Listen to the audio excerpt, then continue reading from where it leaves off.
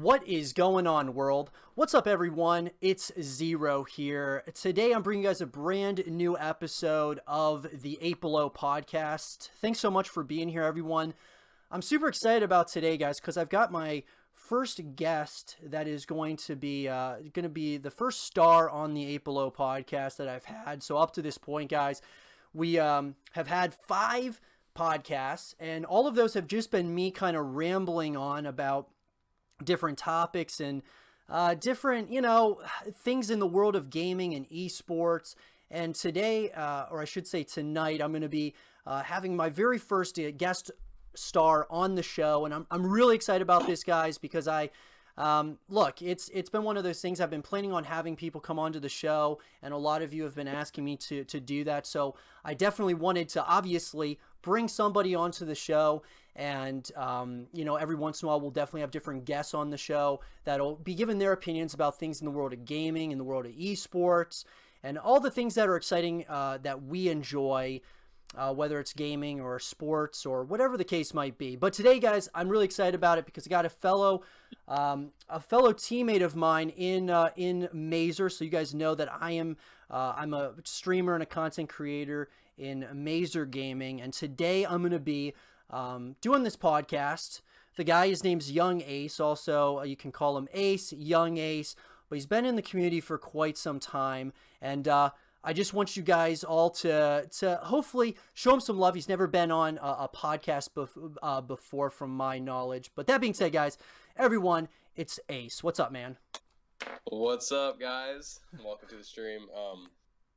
I'm super excited to be on the podcast. This is the first podcast I've actually done, so yeah, exactly. We're just gonna kind of roll with it, and I'm really excited to have you here, man.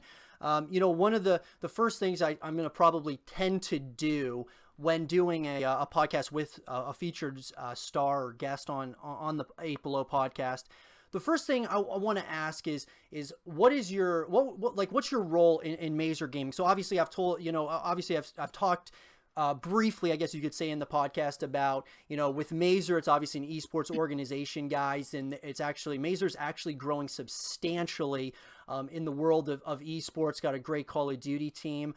And they're expanding it almost seems every single day I'm seeing new teams that Mazer is picking up, and I'm extremely excited about the future of the team. But what, Ace, is your role in the team?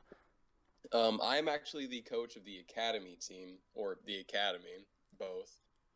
So we have an academy team, which is a team of 5, obviously, with Black Ops 4, and they play competitive. They compete in online tournaments, the whole Shazam, They're a phenomenal group of guys. I've been working closely with them and coaching them. My main role as a coach, though, is just to develop our academy team, develop their skill sets, kind of manage their careers a little bit, kind of help them develop their own brand in a sense, and become top tier players, and hopefully in short term, hopefully become some of the top players in league, actually, with Call of Duty. So I work very, very closely with them, trying to develop all of that. With the academy, we recruit players. It's a paid thing, of course. You get benefits like free G Fuel, you get free monitors, free headsets, free controller, just for being under the academy. You pay for a monthly subscription. It's kind of like insurance, I guess you could say. Like, if you break your controller, all you have to do is just DM me or the owner or whatever, whoever is in the academy, who runs the academy, and you can get your controller replaced or whatever. But on top of that, you have coaches from generally all over the United States, people who have competed in competitive Call of Duty LANs and online tournaments and stuff like that, who know the game and who can teach people kind of the ins and outs of Call of Duty, I guess you could say. Right. So it's phenomenal. I really enjoy it. There's a lot of people that I get to meet every day, being a coach and getting to know people on a personal level as their coach, and just it's pretty sweet. I enjoy it.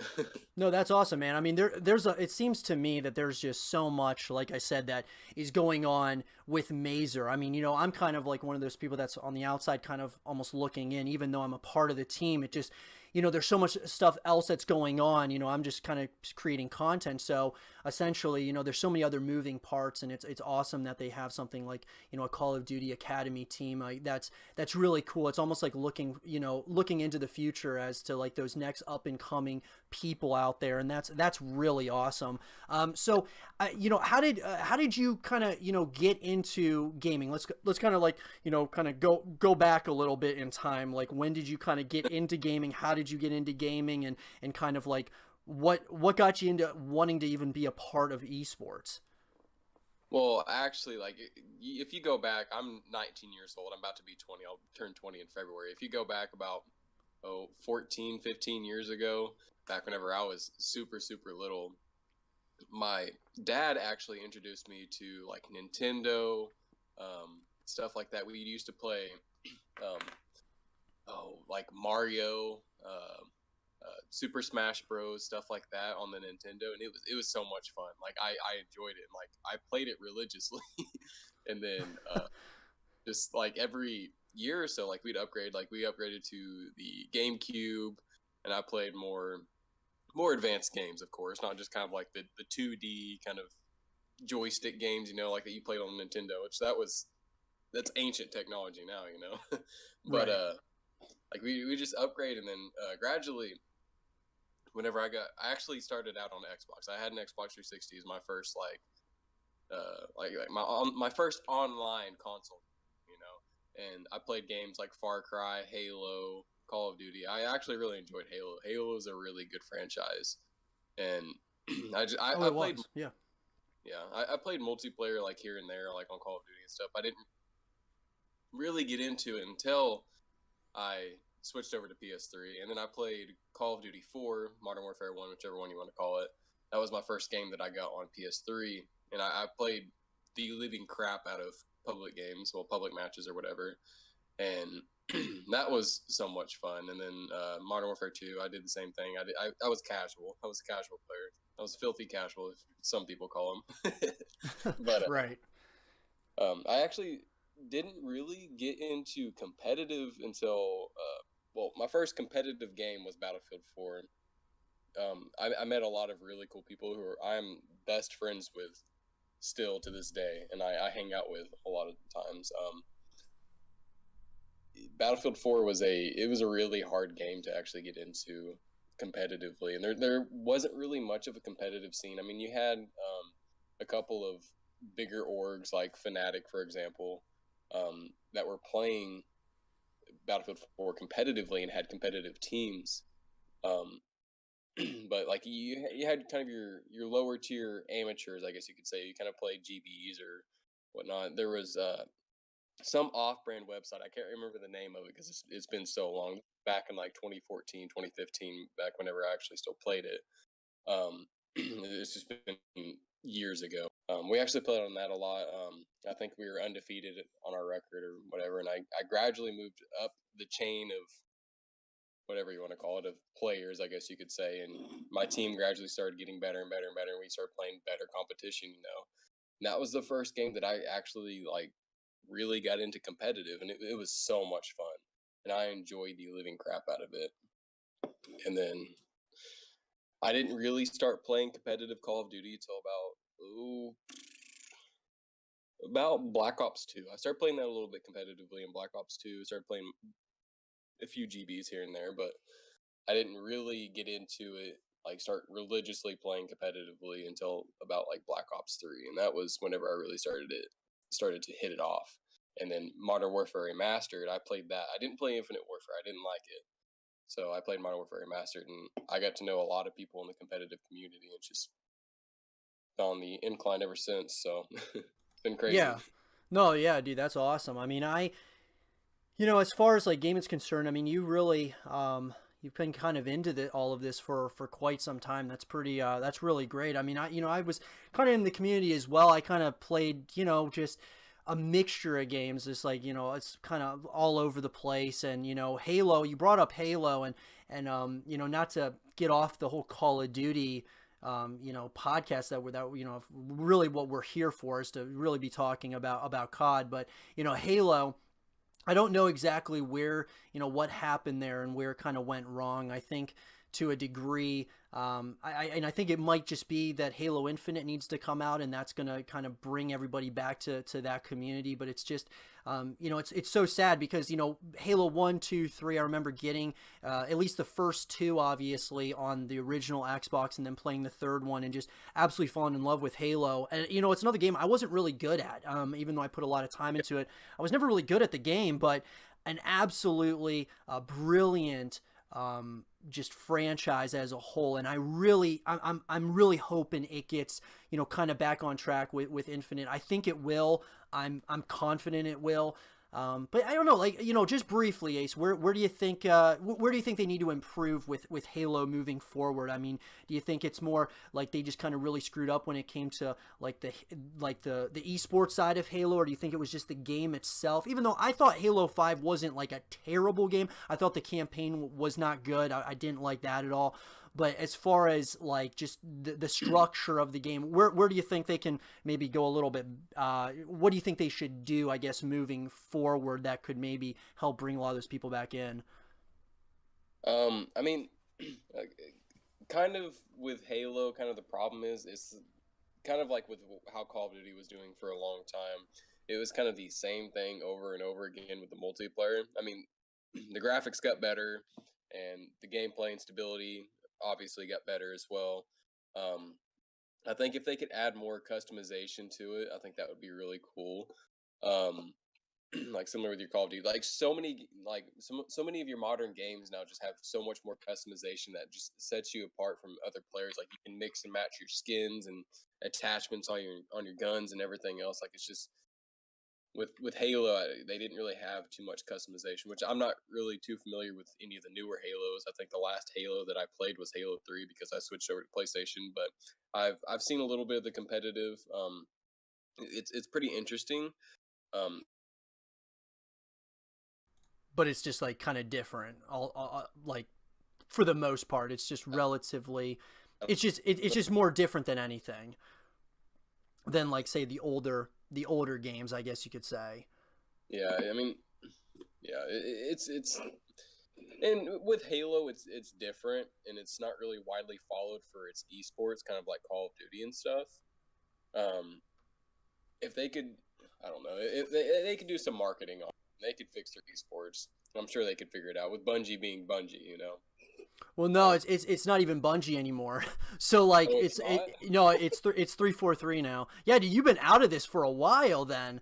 Oh my Yeah. God! Like I thought you had like still kind of maybe kept up with it. I know you said earlier before we started the podcast, you said that you were a PlayStation person now, but yeah, it's interesting. Bungie now does like Destiny, or they kind of moved into like I guess Activision essentially, or they're like a branch, a subsidiary of Activision, and now they got 343 Industries, which I understand that Halo 5 that was their first go at it, but I have a lot of hope for the next Halo with Halo Infinite.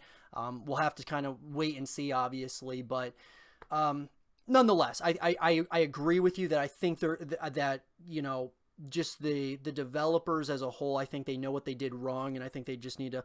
I think there's obvious things that need to be changed, but I think they can do that obviously with this upcoming Halo. But back to Call of Duty. What are let's talk about Black Ops 4, man. Like, what are your like initial thoughts on this game? I mean, if for me personally, this Black Ops 4, dude, is incredible. I love it. Now, as far as Yeah.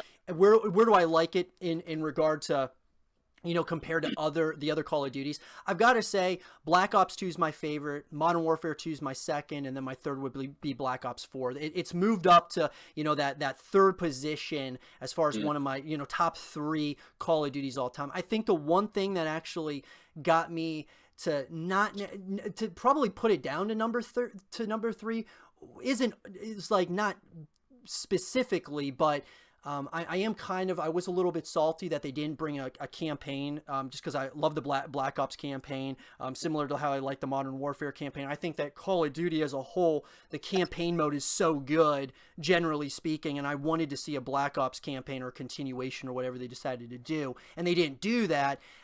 Instead, doing Blackout, which is, of course, as you know, I will say this right now, Blackout is an absolutely incredible game mode. But what are your thoughts on Black Ops 4? From, I guess, from the beginning to now, and then of course, where would you put it amongst your favorite Call of Duties?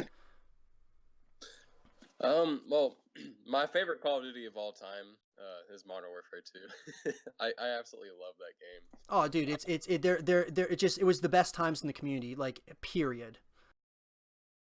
Yeah, for real. Yeah, probably Modern Warfare 2 as number one. Black Ops 2, probably my number two. My number three is probably COD 4 or Modern Warfare Remastered. I'm a huge fan of the Okay, Modern Warfare series. right, yeah, of course. With me being a more multiplayer based player, and I pay a whole lot more attention towards like the multiplayer. I actually am more of a fan. People haze me about this all the time because I'm not a Treyarch fan, but well, I am a fan of Treyarch, but I think Infinity Ward does a better job at implementing stability in their multiplayer, and with everything just being so balanced in their multiplayer. I think they do a better job. I think Treyarch games are a whole lot more fun to play than Infinity Ward, but if you're looking at it at a competitive standpoint, I think Infinity Ward's better. But Black Ops 4 would probably my number four, I guess you could say. I mean, it's a really good game. It's one of my more favorite Call of Duties, of course. I remember being excited whenever they first started talking about the release of this game, and they talked about how it's going to be more tactical, and you're going to have like armor on top of your health and whatnot. I was actually kind of excited about it. I mean, I knew it was going to be something different, but with me playing Fortnite and other games, I know like I adapted to those games, and I got excuse me. um, Sorry about that. I adapted to them, and I got decently good at them. And I thought it was gonna be more kind of like Rainbow Six Siege whenever they started saying stuff like that with how tactical it's going to be. But I guess I don't know. I was really excited for the whole tactical part of Call of Duty. But the more and more I played it, like with the time to kill being so long, you have to rely a lot on your teammates. This Oh Call yeah, of Duty. such a team based game. You can just see it, and then I mean I could definitely see that when they had the CW on Vegas. We'll talk a little bit more about that later. But I agree with you. I think the whole a lot of it with this COD, and I think that a lot of the excitement as well is simply that World War II was kind of the first step, whereas like everybody wanted to move away from the boots on the ground, and they got that with World War II. But World War II wasn't. It was everyone wanted boots on the ground, but it wasn't of like the standard I guess people were expecting it to be, and I guess have like that that annual like cycle of, oh, we're gonna we'll be able to play this game for a full year and not get sick of it. I think a lot of people got sick of it after a couple of months, and whereas with Black Ops 4 I can see I can see this COD move, kind of taking us all the way to the next game. I mean, what do you think? Do you think it'll go all the way to the next title, or do you think it's probably just gonna end up like kind of fizzling out here in the next month or two? Well, with Christmas coming along, like there's gonna be a whole lot more players because a lot of your younger audience that plays this game. I mean, they Christmas. I used to be a Christmas noob, so I can't. But with the newer audience that just got the game during Christmas, they probably won't get tired of it for another couple of months, and especially with the Call of Duty esports scene, like just on the tremendous incline that it has been on. I don't think. I mean, I could see it going through the summer. Back whenever I used to play other Call of Duties and stuff, like it would get about to the summer, and then it'd start fizzling off the later months of summer. Um, Right. but essentially, with this game with blackouts, I don't think I would see it really fizzling out until the next Call of Duty, and it might even be famous and people still play it, during the next Call of Duty. Because I've seen that with Black Ops 3 actually. Whenever, excuse me, World War II came out, People got really really tired of too, so they started playing Black Ops 3. Right. So You kind of go back. It's almost like, some people will, as you kind of, so as you kind of see how a game starts to progress, as you get updates and such, a lot of times what would happen, I noticed this. I actually noticed this probably the first time with MW3 and Ghosts. People would play MW3 for a little while or Ghost for a little while, and then they would go back to MW2 or back to Black Ops 2, and it kind of continued that way through Advanced Warfare, Black Ops 3, Infinite Warfare. I mean, it was like unbelievable. You had like all these years in a row, we're going back to older Call of Duties because we just enjoyed. I don't know, like if you would want to comment on this, but like it was almost like a simpler game, and that's what people liked, was a simpler Call of Duty where it was structured. It was it was simple, it was easy to understand. It wasn't like there's all these complex like variations on your guns on like a specialist and so on and so forth. Like you don't yeah, have these jetpacks and shit. I think people liked just the simple things in a Call of Duty title, and that's what made it like as popular as it became. And I also think like, I was talking to a couple of friends on Xbox the other day while we were playing some Black Ops, and we were talking about how irrelevant emblems and titles are now, and how coveted those were back in MW2. I mean, everybody was trying to get that 10th prestige medallion. Everyone was trying to get those sick, all those like kill streak challenges, and to get all these different new titles and all these new emblems, and they were so highly coveted that it actually started this like movement of people hacking MW2 to get 10th prestige and get the medallion and shit. Like it was just absolutely like it was just crazy. It was a complete and utter phenomenon, man. And I just don't understand why that wasn't able to continue, like that hype to get stuff. And I'll tell you what it is. It's really microtransactions. I think it makes it, what happens with microtransactions. Obviously, you, instead of earning things, you can just buy those things. So the people who are earning stuff, it's like, oh, I got this, but other people are like, well, I bought this and it's, just as cool, but you paid for it. And we could go on and on with microtransactions for days, but I really think that's where these things all changed. And it's honestly, it's kind of an unfortunate thing, but at the same time, that's what was so exciting about Modern Warfare 2. And I mean, I got that same excitement, I feel, with like even Black Ops 2, even though the titles and emblems weren't as good or it didn't seem as cool. I mean, Prestige Master was kind of cool, but it is what it is. I remember with Black Ops 1, the 15th Prestige emblem that was moving, and everyone's like, oh shit, the moving, emblem, or not emblem, the moving title was like this highly coveted thing, and then everybody's like starting to hack the shit out of that game, and it was just like, but that creates community, and this creates like repeat people coming back to the game to continue the grind to get those emblems, those titles, and that's what makes Call of Duty so sick. And I just hope that not really the community, but more so like the gaming industry, as in developers and such, don't stray too far away from like, what made video games fun, what made them exciting, and trying to rank up those leaderboards, get all those challenges and all those titles, emblems, so on and so forth, for whatever game we're talking about here. I hope they don't lose that, because it feels like they are slowly kind of losing it over time. I mean, what do you think about that? Well, I mean, I really agree with you with the whole microtransactions and the whole community thing. I mean, with microtransactions, I mean, especially with the new Black Ops 4, you can just buy your tiers all the way up to wherever you want, and you don't really have to grind for anything, besides like grinding out for prestige levels and everything else. But that's only really popular for like the first like 3 months of the game, and then people get tired of it, like, oh, I'm prestige whatever, and I don't really feel like grinding out for the rest of this. But with microtransactions, it's so much easier for people who have the money rather than just grinding it out. And you can buy the new latest skin, or the new latest camo that you can get on your gun, or the new whatever. Like it's so much easier for people to do that, and it makes people lose interest in the game, because they literally have everything, because they bought it. They have nothing to work towards. Like, you just go in there, and like the only thing you really have to work towards is getting a nuclear medal or getting this certain KD or whatever, and that will be the downfall. if you think about it, like with newer modern games, because you literally have nothing. And I do like the microtransactions. I like how you can pull like random stuff out of crates or whatever, which they kind of did away with that. They kind of screwed them over a little bit. I wish they had supply crates like they used to in other Call of Duties, where like you'd open up like a rare supply crate, and you'd have a chance to get a legendary, an epic, or whatever rarity, And I Yeah. really enjoyed that. And I thought it was a great idea, and then they did away with it, and everybody's kind of like, well, what the crap, Like, where are the supply crates?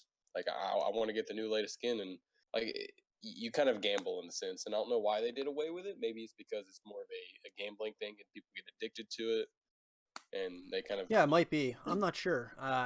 Yeah, that's a good question. I don't know why they did away with that. There's always some sort of, Activision Blizzard, and really every developer, they're always trying to find new ways of being able to, to create more revenue for their company in different ways. And some of those ways can seem very deceitful. And, but, I get it. I'm one of those people that I don't necessarily defend Activision Blizzard for some of the microtransactions because I agree with you to the extent some people want to get certain cosmetic items for their characters or whatever the case might be. I totally get that.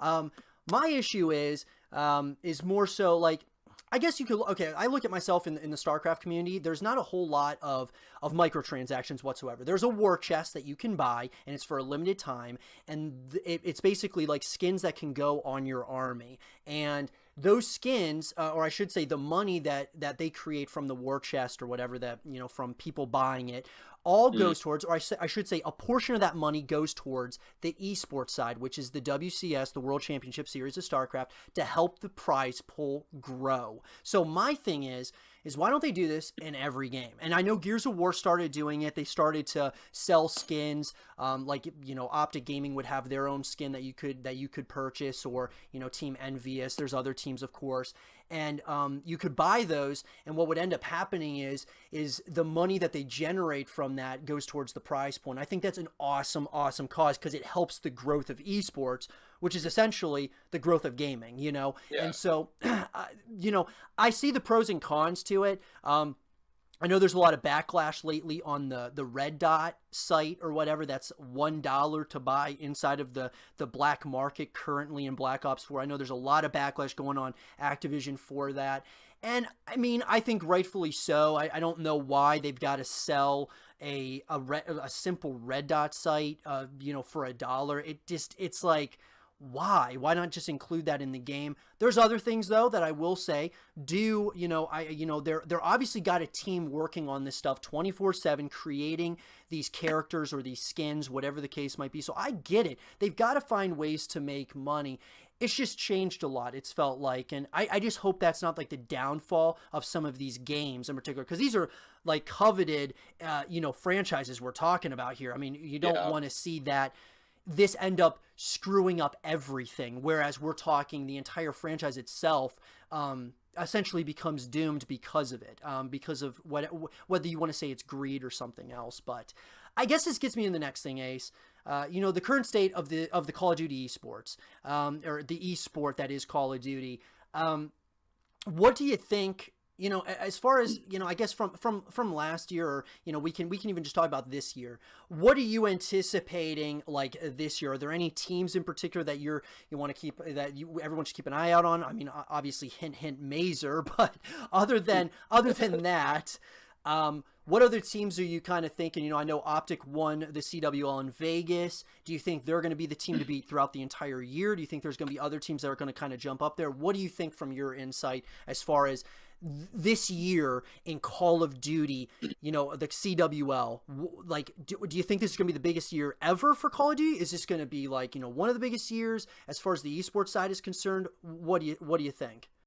Well, kind of like what we were saying earlier, like with the steady incline of the whole esports scene. Like the esports scene is just totally just skyrocketing every single year. But I think this might be one of the biggest years of Call of Duty ever. Honestly, if I'm being 100% honest, because just like these people that play kind of like Scump or Dashy, like they're becoming some Call of Duty players role models. Some of your players that aren't Yeah, pros. yeah, 100%. Even some of the pros even look up to Scump because he's a veteran, and like he's been around here for so long, and he's been one of the best for years, and so many people look up to them like idols. And I mean, it's the esports scene is just tremendously just on the incline. Like it's insane. But Yeah. Oh no, I agree. Yeah. I mean, I think this could very well be the biggest year ever in Call of Duty. I don't know if you noticed this. In previous years, I guess not so much 2 years ago because that was when Optic won COD champs. But I noticed this last year especially.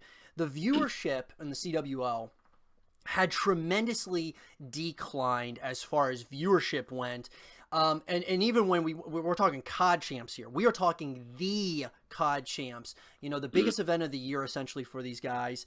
And that's a whole nother thing. Some people don't think it really, COD champs doesn't matter. If you win one event during the year, it doesn't matter if you win COD champs. I 100% disagree with that. But to get back to the point, I noticed when Optic lost super early in COD champs last year, the ratings, or I guess the viewership, declined tremendously. I mean, Optic is such a big name, I think, in Call of Duty, probably the biggest name in all of COD, especially now with the, when they acquired Dashy and TJ. I mean, these guys are now an absolute force to be reckoned with, I think. yeah. But, that decline in viewership, I mean, do you think that's more something like... do you think it's more like just Optic is that big, or was the game just not as good as people like, or wasn't like didn't have the viewership power that some of the other games had, or do you think it was something kind of in between, or do you think some of these other esports teams, we're talking FaZe and Envy and those guys, just don't really have the viewership power like Optic does in Call of Duty? Well, a lot of reason why Optic is so popular. It's kind of it's a trend for people to kind of support teams that usually win a lot. I'm gonna sound really, I'm gonna sound really kind of finger pointy here, but like with Alabama, and their college football team, the Patriots. You had to bring up the Patriots. You just had to do that. I'm a Jets fan, unfortunately. Oh my gosh, dude, bro! Now I can't believe you just said that. No, continue. But it's a trend for people to support teams that win a lot, and whenever their team doesn't do good, they really don't want to watch. Like this year, like I didn't really watch any of the Jets games because they suck. But that's probably why the ratings kind of went down a little. With World War II, that was one of the most horrendous Call of Duties in the history of Call of Duty. Like Infinite Warfare was one of the most disliked Call of Duties, but it's really honestly not that bad. And even with Ghost, people hated Ghost. They hated it so much whenever it first came out, and then people just kind of started like, right. Ghost isn't really that bad. But like I said, World War II is probably one of the worst ones, and that probably hurt them a little bit with World War II. Just kind of how bad the game was. It wasn't enjoyable. I don't know what it was, but it's like it just was not enjoyable. But that kind of hurt him a little bit. But I was gonna tell you a little bit, kind of who I was, like who you should look out for in the approaching CWL events, like what teams you should look out for. Right, yeah, definitely. Denial, actually, this is kind of some insider info that nobody really knows yet. I don't know if they've announced it yet or not. I haven't really kept up with it. But Denial actually signed a new team. Denial, which is they've played in previous years and been really good in previous years in Call of Duty, and they've signed some pretty good players. So, and they just signed a new team. I'm not going to reveal who it is because I don't want to give that away for them. But it's a pretty good team. I think you should watch out for them. Optic, obviously, that's a team to watch out for. I think they're probably the best team in all of Call of Duty right now. Splice is actually really, really, really good. And actually, one that I would really honestly look out for would be Evil Geniuses with Gunjar and his squad. They're actually really, really, really good. No kidding. Yeah, I mean, I gotta say, like, hearing that Denial they're gonna be picking up a team is really cool. That's very intriguing, I should say. the one team to me that stands out that, obviously Optic is, I think everybody knows Optic is they're gonna be Optic this year. They're back 100%. We all know this, but you know what, man? I gotta say, LG. I am liking what I see from LG, dude. You're talking Formal, you're talking John, you're talking Gunless. I mean, I know everyone's high on Dashy, okay, and rightfully so. Dashy is an absolute monster. But I gotta say, man, if you give me the top 2 people in the world currently, I would have to put Gunless first, and then you put Dashy second, close second. I gotta say it, dude. Gunless is insane, bro. Dashy's very good too. Oh yeah, Dashy's very good. But I don't know, dude. If you had to say, listen, Josh, you got to pick one guy for your team. Who you're gonna build your team around? I don't know, dude. I'd have to say Gunless. He's young. Wait, who?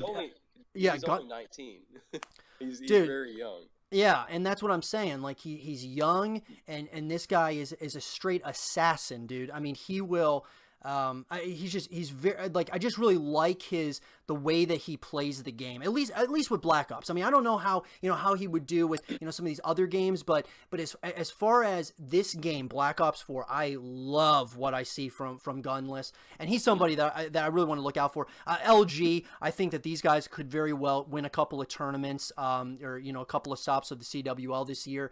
I mean, it's going to be interesting to say the least. I'm really, it's going to be interesting. But, there were a lot of like teams that kind of emerged almost in the CWL. It felt like from Vegas, that team Sween, I think they're called. And of course, Mazer, there's some of these other teams kind of started to jump out at the CWL in Vegas.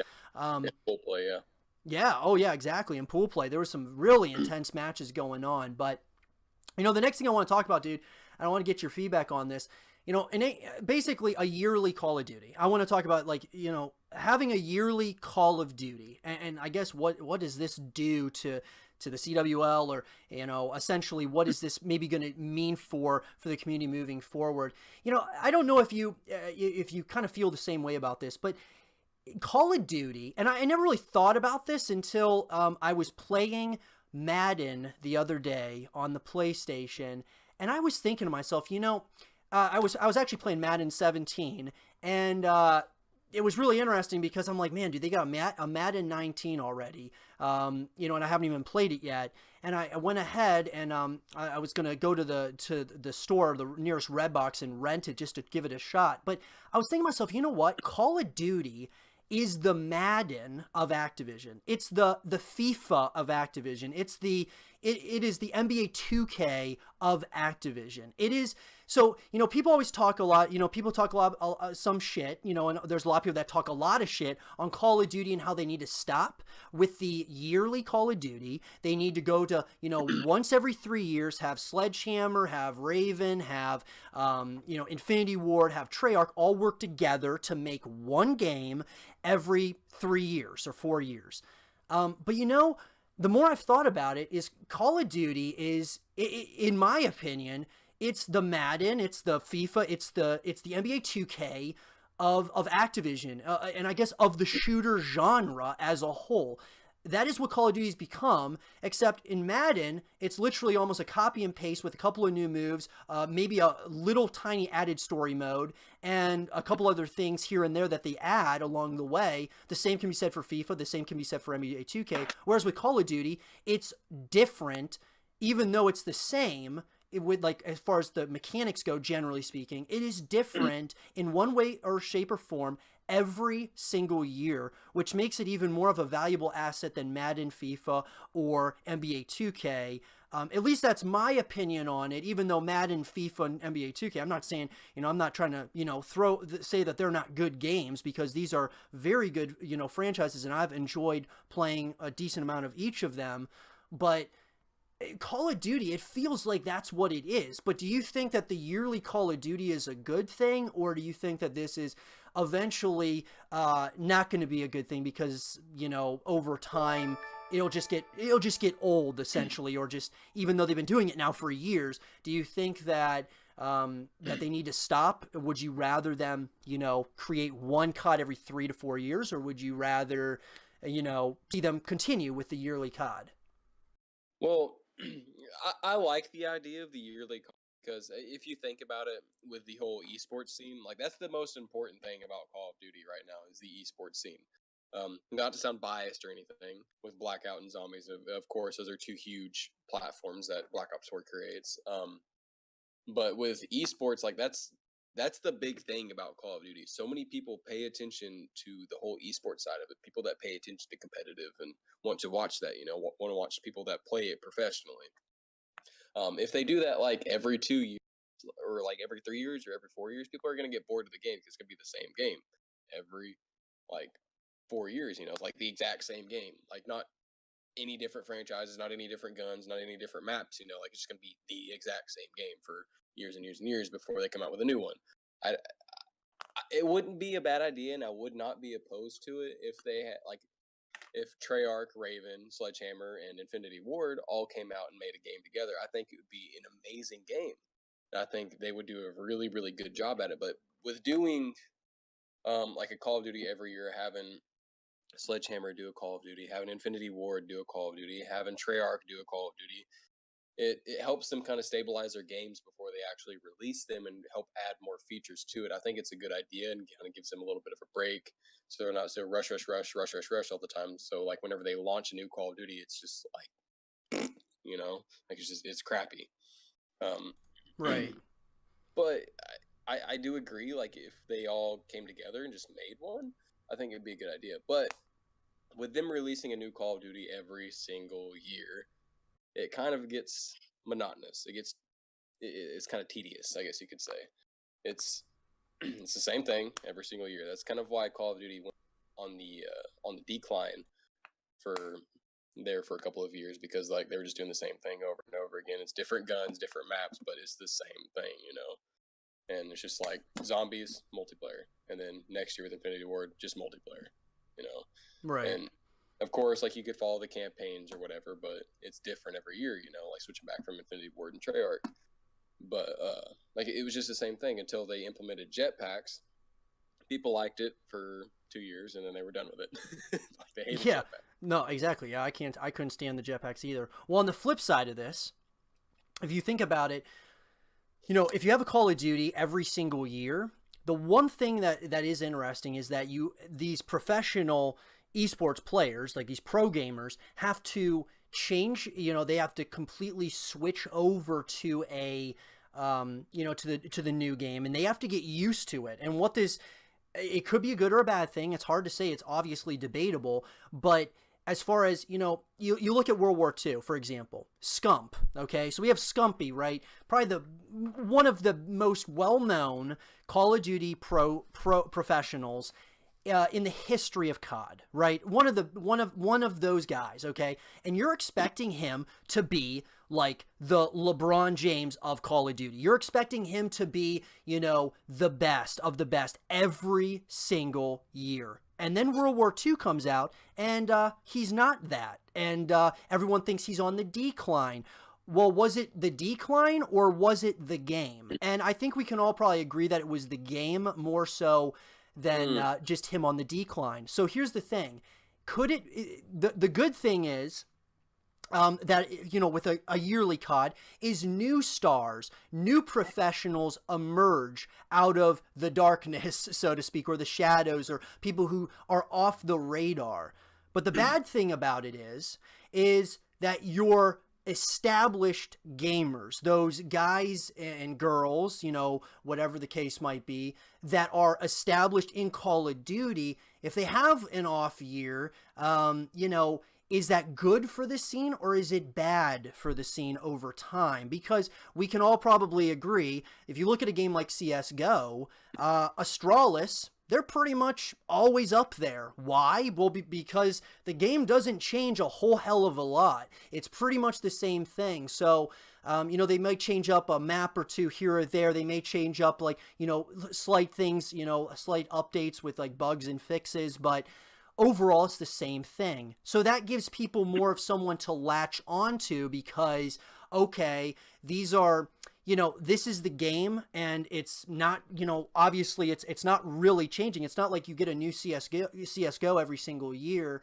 So I think people might get somewhat confused as far as like, okay, who should I be cheering for? Who should I, really be following as far as the personalities that are within the Call of Duty franchise or community from a year to year basis based on, based on simply that. I think that in my opinion, someone like Scumpy, who is like established, someone like Nadeshot, or I guess Nadeshot obviously doesn't play anymore, but Karma, Crimsix, Gunless, all of these guys, if you had one game and they could master that one game, um, it would get so competitive. Number one, I mean, obviously it would have to be a decent game. I mean, we could talk about how Black Ops 2 could have been the game. MW2 could have been the game that you could have still be playing to this day. You could still play that game. So, if they all put their heads together and made one game and, it was good enough, I think you could see it either way. The one good thing about Call of Duty is that any person out there, myself or anybody else, if you thought you were good enough, you could go to these open brackets, try to work your way through the open bracket, and have a chance at playing against Scumpy, a chance at playing against one of these guys. Whereas in traditional sports, I would never have a chance in my right mind to play against LeBron James. So that's the one good thing about it.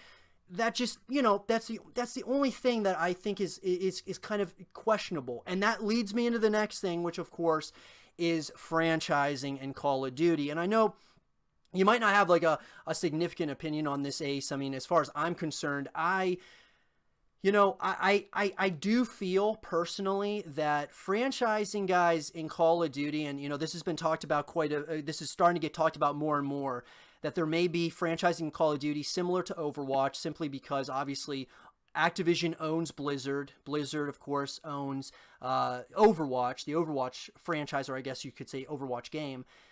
There's obviously in the Overwatch League, there's franchising now. So you got teams that are essentially subsidiaries of these, professional organizations. So Optic has the Houston Outlaws. You have Cloud9 has the London Spitfires, so on and so forth.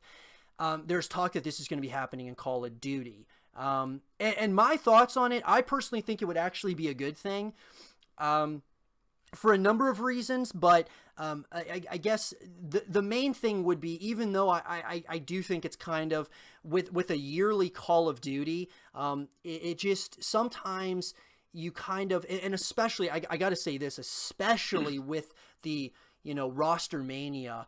Even though I know that's a part of of Call of Duty and the CWL, it just gets so, it's like, people are moving from team to team consistently, and I would love to have a little bit more like certainty of those people, similar to like, if you look at like the NFL, you look at the NBA, sure, you may have like some of these players that move around at one point or another, but generally those guys who are, the faces of the franchise will a lot of times be there for 5, 10, even 10 plus years.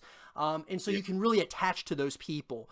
So that's one thing I think the franchising would be good with. But what like, just briefly, Ace, what do you think about franchising in COD? I know you haven't, probably really thought much about it up to this point, but what do you think about it, the possibility of it?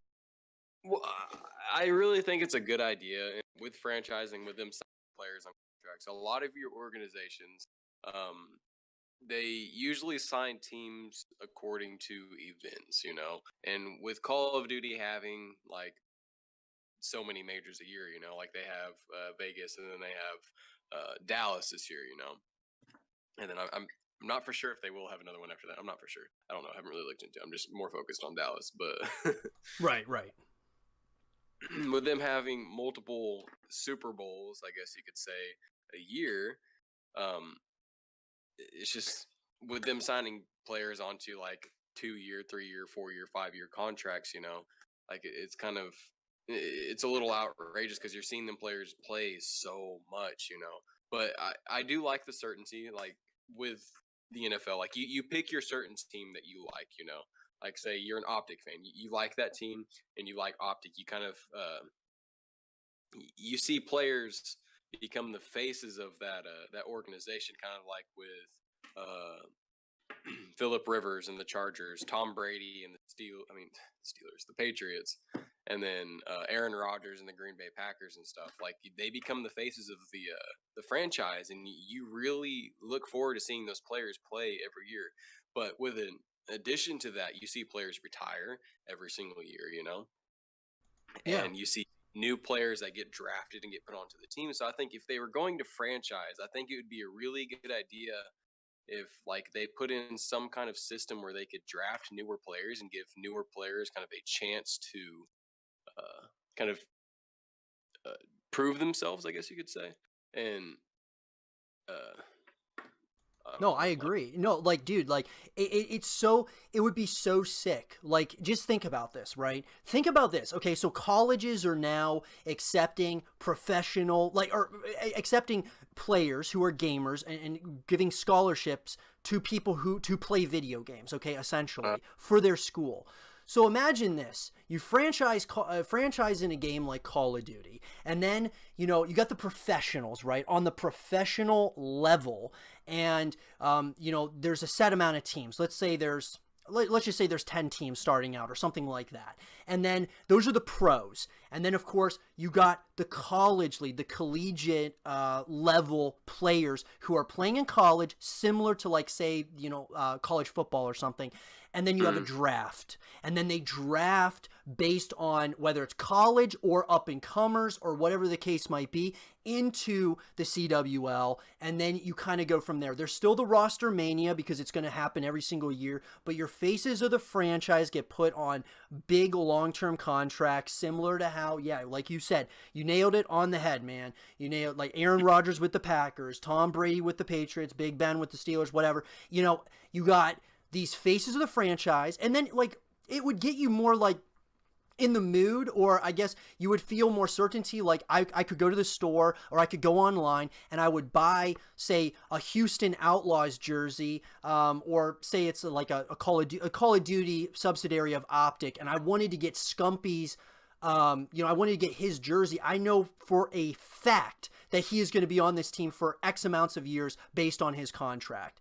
And, mm, there's just more certainty there. And I think that would be something you could still, like, work your way up to trying to get to that CWL level. It would just be more of a grind. It would be a little bit more difficult, and it would start moving into more of a traditional sports type of scenario, which I think would be good for at least some games, as in particular. I mean, think about this.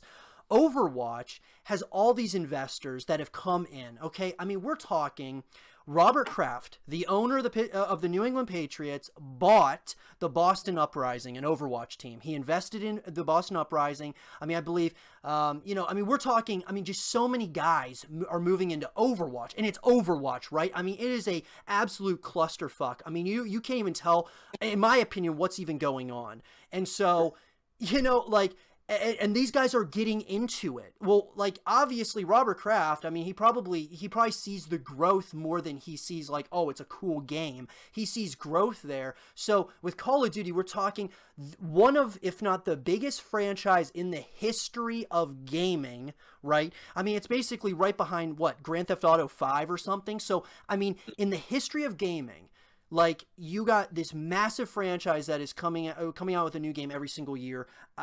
To me, it's like, why not do it? I mean, like, I just really feel like it creates more community. And I want to get back to one of your points that you were saying about, it's like there's a Super Bowl every couple of months, essentially, with what's going on in the CWL. And listen, dude, I 100% agree with you. Like, I mean, I've said this on the podcast before, and so if you guys don't want to hear me say this again, I mean, I just think it needs to be said over and over again.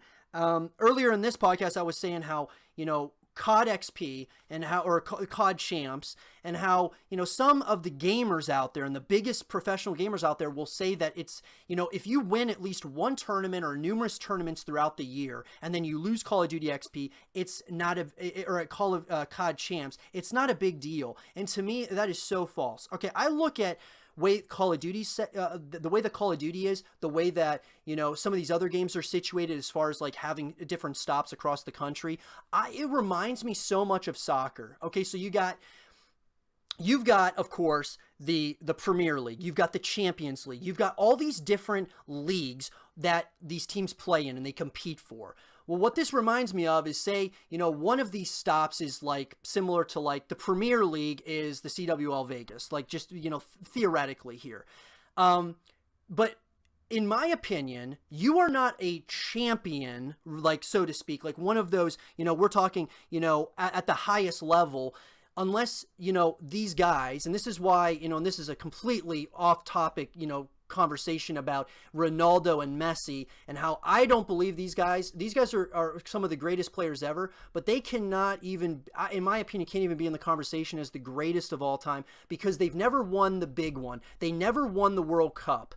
And in my opinion, Call of Duty championships, okay, is the biggest event for Call of Duty in the world. Okay, this is the biggest event every single year. It is the Super Bowl, in my opinion, every year. And if you try to say that you not winning that isn't a big deal because we won a couple other tournaments in the past, like, no, this is where it all counts. It all came down to the Call of Duty World Champion, or like Call of Duty Championships, and that's one time a year. And that's where you see the greatest players in the greatest moments. That's where in the same can be said for the Super Bowl. The same can be said for the World Series. This is the greatest players at the greatest moments, essentially, and you see what they do, essentially. And like, so that's kind of what it reminds me of. And like when you were saying it reminds you of like it's almost like a Super Bowl every couple of months or something. I think that they need to put emphasis on that as far as, these are minuscule to what the actual championship is. Like the championship is the biggest event of the year. It's not even close. And these other, tournaments that are going on are more so like, more inferior, similar to like, Premier League, Champions League. Even those are prestigious, they're not the World Cup. But I want to know what do you kind of think about that? I mean, as far as, do you think that they need to put more emphasis on the Call of Duty as like the World Championships, or do you think that it's not a big deal? Like, I mean, if you win every event throughout the year and then you lose the World Championships, it's not a big deal because you won all those other tournaments. I think it would be a really good idea if they did some sort of like ladder, similar like what they do in the NFL. Like, say if your NFL team win like 4 games, but they lose 11 games or whatever, they're not going to make it into playoffs, Yeah, a playoff system would be great. I mean, I think that would be awesome. A playoff system would be very, like, really good. Yeah, absolutely. Yeah, and like your teams that win like 11 games and have like 3 losses or whatever, and then they advance in the playoffs, and then it's sudden death. Like if you lose one game, you're done. Like you're out, and then like, Right. you advance into that Super Bowl of the esports scene, and like Or if of, they did or, that, or at least of the Call of Duty scene, at least. I mean, like, just like yeah, make it, the world. This is the World Championship, essentially. yeah. But yeah, continue. But like every year that they release a game, I think it'd be really good. Like say like the start date, like the first game will be such and such a date, and they have a game every week, like once every weekend that they're playing, or like 3 or 4 games a month. Like where they're all meeting at some sort of place, because I know it's gonna have to be a LAN. It can't be online stuff because there's gonna be so many different issues with being an online tournament. But like if they meet like once a month or whatever, like I think it'd be a good idea. Like if they did like a bracket system like that and have a playoff system, But with them just like there's not really a bracket system going on right now. Like they play in this one tournament like every 2 months. Like you beat a couple teams, you play your pro points, you get your certified spot, and then you kind of play for it, and then whatever, like you win, woohoo. like every 2 months. Like I think it brings so much more hype if like your team wins those games. Like your team wins those 3 games that they played in that month. Like I think it would Yeah. be a better idea if they did that. Like it would bring so much more marketing and more advertising and everything else. I think it'd be great.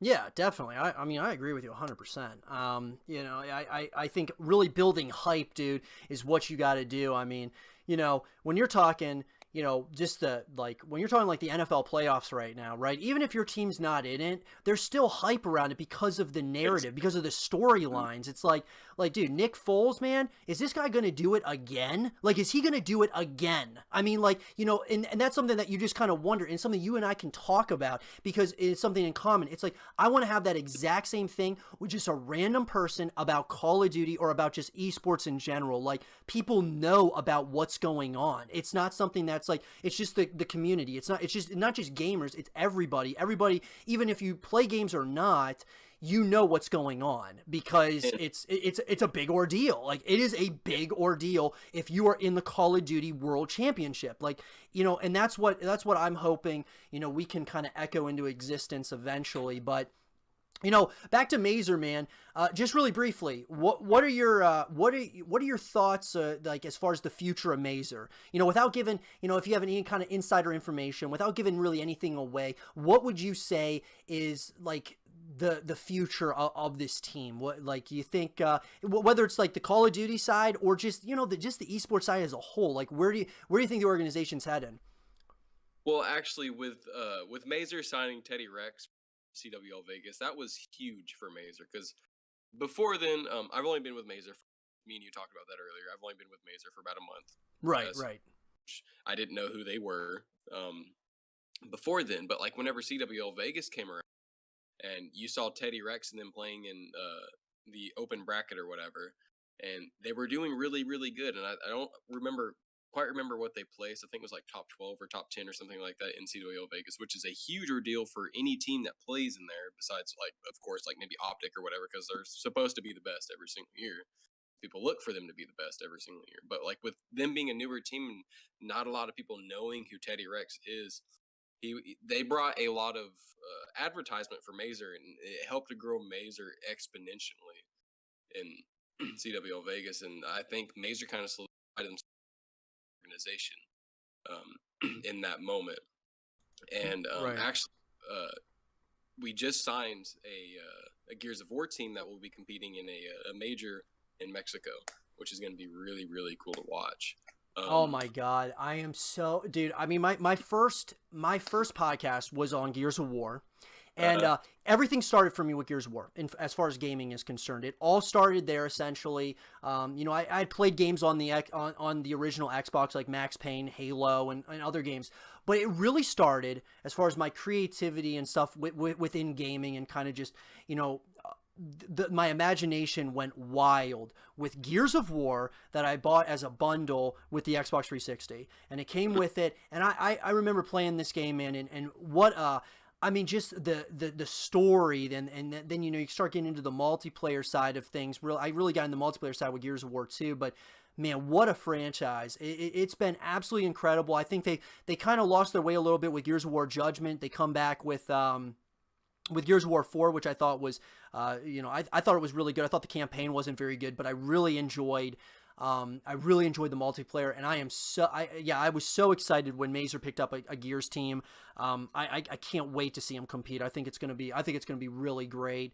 And I'm excited about the future of Gears of War as well. With Gears 5 coming out, I mean, that is gonna be, I think it's gonna be absolutely incredible. And that is a community that is, I think it's on the brink of really growing. I really do. I think it's gonna start to really kind of, because it started to slow down as far as growth was concerned because of Gears of War Judgment.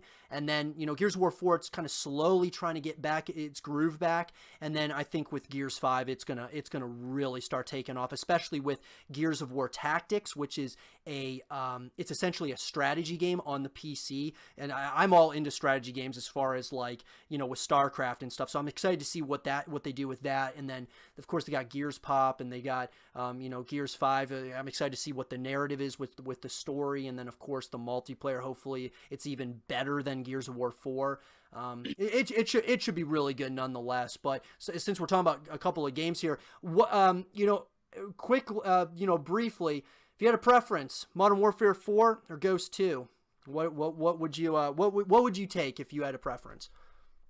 I guess I'm guessing Modern Warfare because you love Modern Warfare. Yeah, I'm a huge fan of Modern Warfare, but like if they continued a Modern Warfare series, like if they because most people know like who the Modern Warfare characters are, because you have Soap, you have Roach, you have Captain Price, and all famous characters like that, and those are the kind of the characters that really started up Call of Duty, So like if they continued on that and kind of showed like kind of where Captain Price and all them are, and like how things are going with them, the storyline. But with Modern Warfare 4, I think that would be a great idea. But with the Ghost 2, like we're talking about campaign here, even though like they're kind of straying away from campaign. With Ghost 2, I really enjoyed their campaign, and they never finished it. Like I'm really anxious to see what happens next in the campaign, because yes, if you do remember from the Ghost campaign, the two main characters in that were two brothers, and one of them supposedly the bad guy, the head honcho bad guy or whatever, work. I think that was what his name was. It's been forever, but yeah, it has been a while. Yeah, he used to be a good guy. He used to be one of the really good guys, like one of the main good guys, And for some reason, something that they did to him, like just totally changed him, and he turned into a bad guy. And he was like at the end of the Ghost storyline, like he was dragging away his brother and said he's going to do the exact same thing that they did to him to change him over. So I think that would be a really good story to pick up on. But however, Modern Warfare is where it's at. yeah, Modern Warfare is. I mean, I agree with you as far as the campaign's concerned with Ghosts. Because I agree with you. Yeah, the ending of Ghost was like, dude, I can't wait to see what happens next. And Infinite Warfare, let's be real, Infinite Warfare should have been Ghost 2. Period. It should have been Ghost 2, and then Infinite Warfare should have been, they shouldn't have really gone with Infinite Warfare. It should have been Ghost 2 or Modern Warfare 4. It should have been one of those. It shouldn't have been Infinite Warfare. And I think that they wanted to do a cycle of these futuristic, ideas, which we can probably argue that, Activision saw the success of Titanfall, which Vince Zampella, he was a part of the Modern Warfare franchise. He leaves, he joins, Respawn, I think it is, and they started, of course, Titanfall, and then you start seeing the success from wall running and all this, and then Activision's like, well, let's jump on board with that, and then you start seeing the jetpacks and the wall running and all that stuff, and so they decided to do 3 games, not 1, not 2, but 3 games based around this jetpack system, which everybody most people, I shouldn't say everybody, because some people did like it a lot, but most people just didn't like the whole jetpack system. They should have never done it, and if they should have done it, it should have been 1 game just to see how it would do. Don't base it around a whole cycle of Call of Duty, which would be 3 games in a row of these jetpacks. And, if you only had Advanced Warfare as that jetpack kind of game, I would have been totally cool with it, but it was the fact that it was boom, boom, boom, 3 games in a row that no one really wanted. Everybody was happy with what we had, essentially, even though Ghost, some people had mixed feelings about it. But yeah, Ghost 2 would be sick, as far as the campaign is concerned. And Modern Warfare 4, okay, how about this? What if Modern Warfare 4 didn't do a campaign? Or Modern Warfare 4 didn't do a campaign. They stuck with a battle royale instead. And let's say Ghosts decided to do a campaign, but maybe it's not as good of a multiplayer. What would you want then? I would rather have Modern Warfare 4 in all honesty. But yeah, with Modern Warfare 2 and Modern Warfare 3, they were all really, really stable multiplayers, and they all had a really good campaign. But at the end of the day, everything revolves around multiplayer. That's where all of their income comes from. Like if you're thinking about Activision at marketing sense, all of their income and all of their fan base comes for the multiplayer. Nobody comes in for the storyline. Nobody plays Call of Duty for the storyline. They play it because it's an online that is stable. It's a AAA studio that makes it. It's a guaranteed good game to play every single year. That's their bread. Right. Bread and butter is multiplayer. So no, yeah, of course it is. I agree. Okay, so we're running out of time. Between the two, I would go with multiplayer. Yeah, right. Yeah, of course, because that's gonna that's like repeat, like coming back constantly to playing, the multiplayer, especially if it's good. You want to keep going. Okay, we all right. We're starting to run out of time here, Ace. But All right. let me get your thoughts on one other thing. Um, as far as okay, you got the battle royale mode in Call of Duty, Black Ops 4, Blackout. Okay, let's say they bring a BR, which has been rumored that a BR is coming to Modern Warfare 4, or Ghost 2, whatever it ends up being. Um, Here's the question: do they add on to the Blackout map, or do they create their own map altogether, and then we end up getting a BR in Blackout, we get a BR in Modern Warfare 4, and then we get another BR with whatever Sledgehammer's working on, and then we have three different BR maps, essentially, and of course they're probably going to say that they're all maybe within the same universe, but maybe they aren't. Do you think that they're just going to add on to the Blackout map, or do you think they're just going to create their own map entirely of their own? You know what I'm saying? Like their own areas, like high rise, favela, all these other different areas on the map. I mean, I could see the pros and cons to it, but in my opinion, real quick, I feel like it might split up the community even more. Like we already know that when you add DLC and the DLC is not free, that's splitting up the community right there. Between people who buy the DLC and people who don't. That's why I feel like having free DLC, which I believe Halo 5 did, I really liked.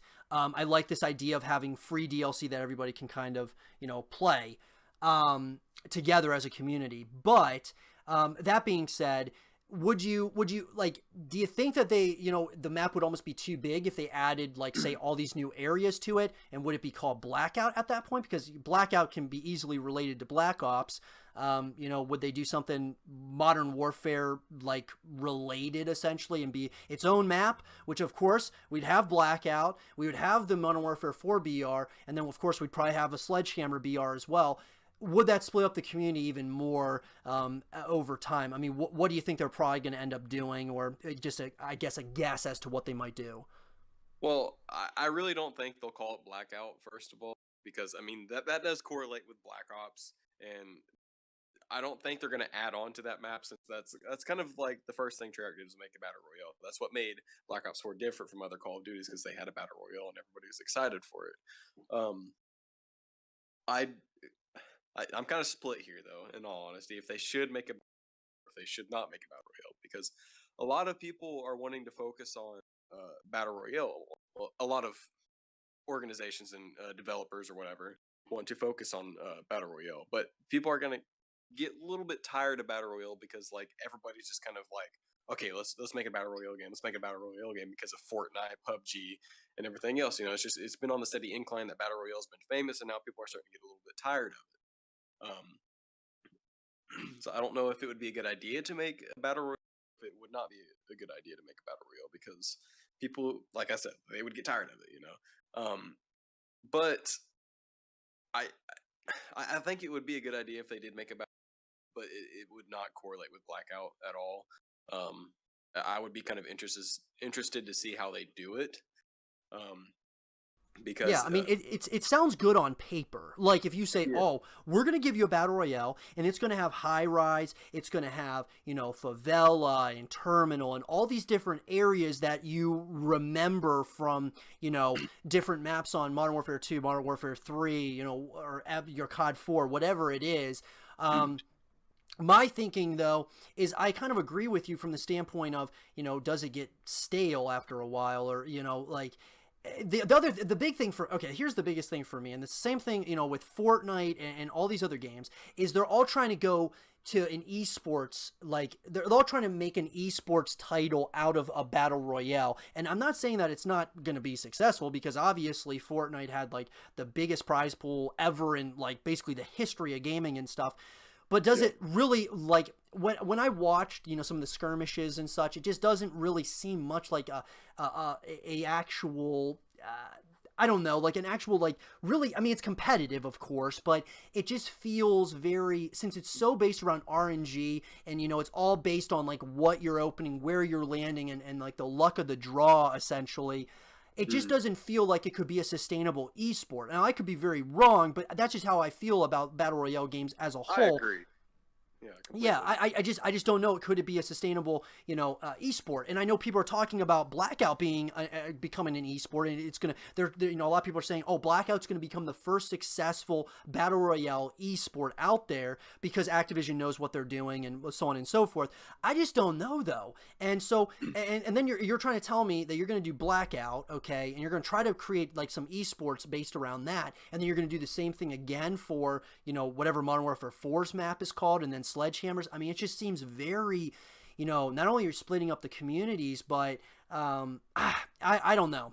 It's hard. It's very, like, in a perfect world, what I would love to see is, Infinity Ward, they add on to the Blackout map, but it's like, let's just say Blackout is a state, or it's like an area of a map that becomes bigger and bigger over time, and then Modern Warfare creates a new state in there, and then Sledgehammer does the same thing, and then as each game cycle goes, they just update that map, their particular map or something, and something along those lines would be kind of interesting to me.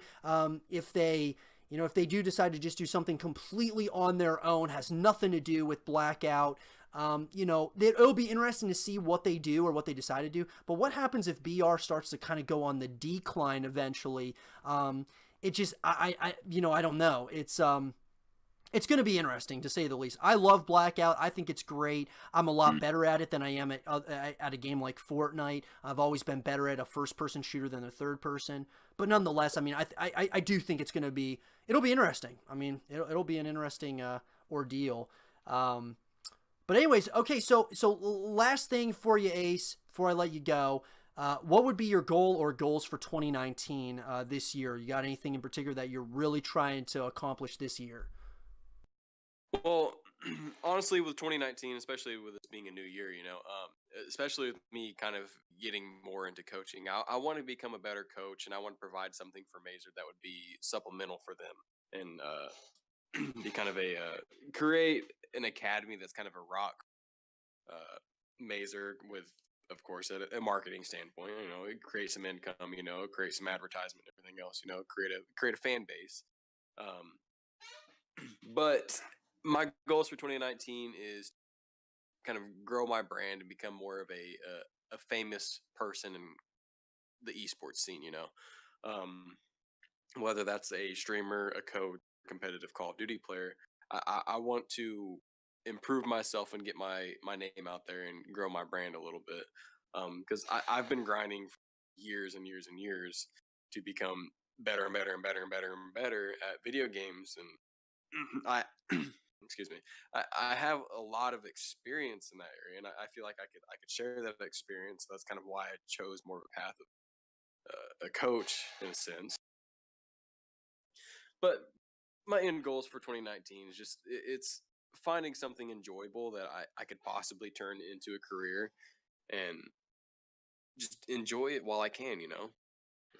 Yeah, definitely, dude. Well, that's awesome. I mean, I would say, as far as my goal or goals for the year, I would just have to say, yeah, I mean, somewhat along the lines of what you're saying, kind of just trying to build my community, slowly but surely, and try to, see where it can go as far as with Twitch and YouTube. And, I say it pretty much every stream and pretty much almost every video I make, just how much I appreciate a lot of the support I've been getting up to this point. And I'm excited about just the future ahead here as far as, where it could go, because you just never know, and that's the beauty of it. You don't know where it could go. You never know who you can meet. You never know what this gaming path could kind of take you. Even if you've been in it for years and you haven't had anything necessarily like life-changing happen to you, it's never too late for something like that to happen. But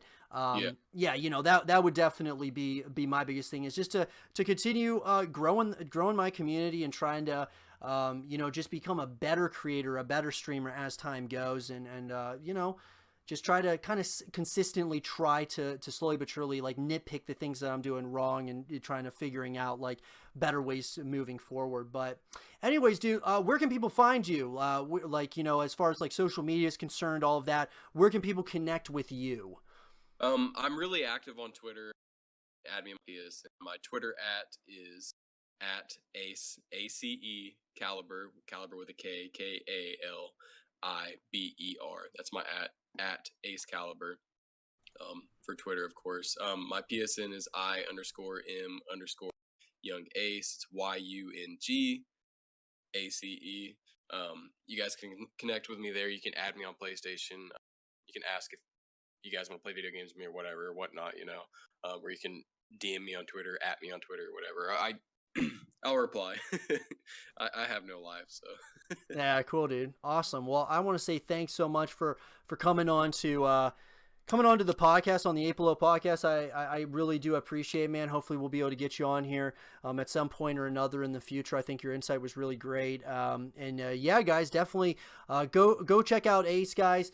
We're as a community, we need to work together as far as growing each other. And that's always, something that's extremely important is, you want to see the growth of a scene or the growth of gaming as a whole. It's all about supporting one another and supporting the scenes that you really, love and are passionate about. So, like I said, dude, thanks again for coming on to the show, dude. I really do appreciate it. Guys, if you guys are new, please don't forget to leave a like on the video, whether you guys are listening to us on Spotify, SoundCloud, Stitcher, iTunes, or on YouTube, or of course live on Twitch. I want to say thank you so much for joining me on the 8 Below podcast. If you guys did enjoy it, please give it a thumbs up, subscribe if you're new, stay positive, and as always, I'll see you guys all in the next one.